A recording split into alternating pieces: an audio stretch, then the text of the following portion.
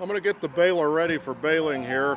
We got to check our auto lube and grease points to see that everything's working in it. All the parts in here are full of hay dust, so as we look at this, we'll have to clean the hay dust out so we can find the grease points.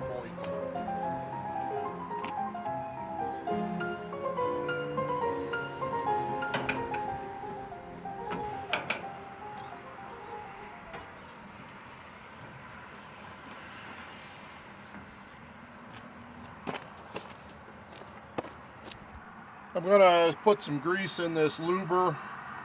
We got to take the cap off, and then we'll take and put our grease gun on there and put a tube of grease in there so it automatically lubricates all the points on the baler.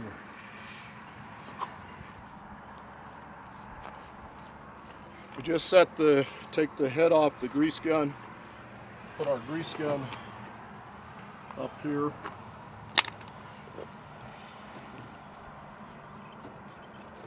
It threads on like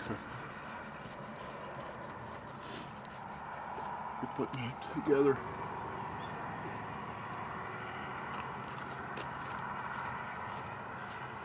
Operate for 2 hours, you got to put a tube of grease in.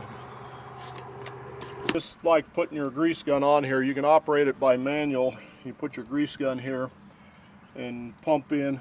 There's a little valve down here that distributes it to the various points, and as you pump the grease, it comes out the lubrication points here. You can see the grease coming out up in here and out over here, and you'd see it back up in there.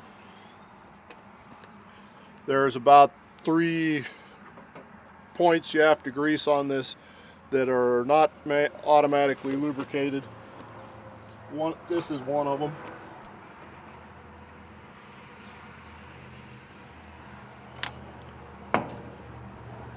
That's the second one. And there's one here on this trip arm. And that greases this part of the baler very easily. 12 balls of twine on each side, and there's 24 balls of twine in the baler. It feeds 6 balls of twine to the bottom and 6 balls of twine to the top, and it takes twice as much twine on the bottom rolls as it does the top because the distance is twice as long. It costs just a little over $1 a bale for the twine to tie each bale. You can see that there's 6 strings here on the bale.